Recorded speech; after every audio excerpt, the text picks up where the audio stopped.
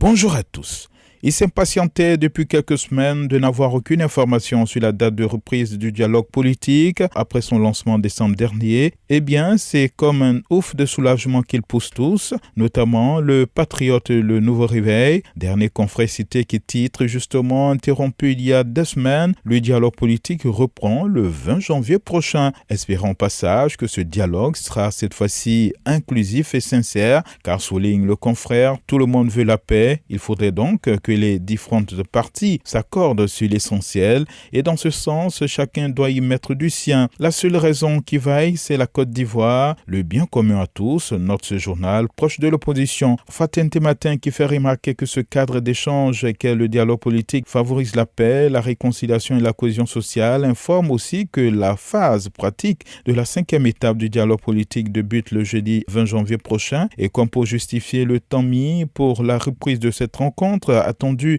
tant par les politiques et les organisations de la société civile, fait référence aux précisions du porte-parole adjoint du gouvernement, le ministre Touré Mabadou, qui à la conférence de presse du dernier Conseil des ministres avait indiqué que le gouvernement préparait dans de meilleures conditions les discussions qui s'inscrivent dans le cadre de ce dialogue. Il est maintenant temps d'aborder ces questions essentielles pour la paix et la réconciliation nationale, écrit le journal La Capitale Publique, qui se fait aussi l'écho d'une réunion hier du Conseil national de sécurité et rapporte que face à la hausse des cas de Covid-19, le président Ouattara exhorte les Ivoiriens à se faire vacciner. De cette réunion, le mandat retient aussi que l'armée prend de grandes résolutions dans le cadre de la sécurité nationale et de la lutte contre le terrorisme, indiquant que la nouvelle loi de programmation militaire sera bientôt finalisée, comme l'a annoncé le secrétaire exécutif du CNS, le ministre Fidel Sarasoro. Le Matin, qui rapporte lui aussi les décisions de ce conseil, parle du recrutement de 3000 soldats pour rajeunir l'effectif de l'armée ivoirienne et la rendre conforme aux standards internationaux. Et dans ce sens, 1000 sous-officiers vont à la retraite quand 1000 autres militaires sont reconvertis dans la fonction publique, informe le journal qui, concernant l'enseignement supérieur, informe que le ministre Adama Diawara dégage les perspectives de 2022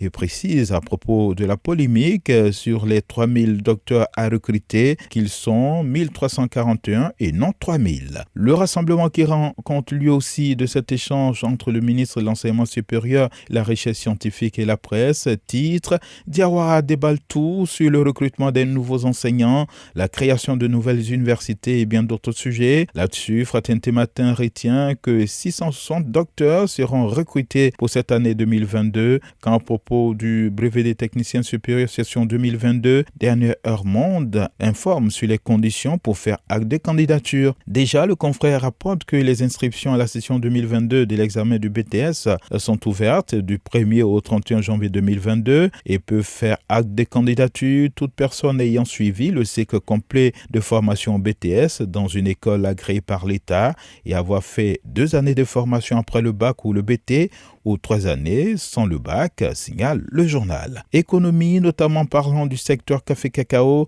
le Nouveau Réveil, Soir Info et l'Inter relaient une annonce de grève que prévoient des producteurs de café-cacao qui souhaitent le paiement de 17 milliards de francs CFA des fonds Covid-19 promis par l'État. Par la voix des responsables des syndicats que sont le SYNAPSI et l'ANAPROSI, ces producteurs annoncent une grève pour le 24 janvier prochain si un début de paiement n'est pas constaté de la part de l'État, rapportent ces journaux qui se font aussi l'écho d'une triste nouvelle, celle du décès de Lambert Amontano, ancien ministre de l'Éducation nationale sous Houphouët-Boigny. Le Nouveau Réveil signale que c'est le PDCI RDA qui perd un de ses hauts cadres, quand Fraternité Matin rend hommage à ce fédérateur qui fut ministre de 1963 à 1970, pionnier de l'école ivoirienne, qui, bien que cadre du PDCI RDA, s'avait rassemblé autour de lui. À 96 ans, celui-ci a été rappelé à Dieu hier, indique le confrère. L'Inter et le Mandat signalent que c'est le père de l'ancien ministre des Affaires étrangères d'Alassane Ouattara, Marcela Montano, c'est de lui qu'il s'agit, actuellement secrétaire exécutif du Conseil de l'Entente. À vos journaux et bonne lecture à tous. Radio de la paix. Se parler, s'écouter, se comprendre.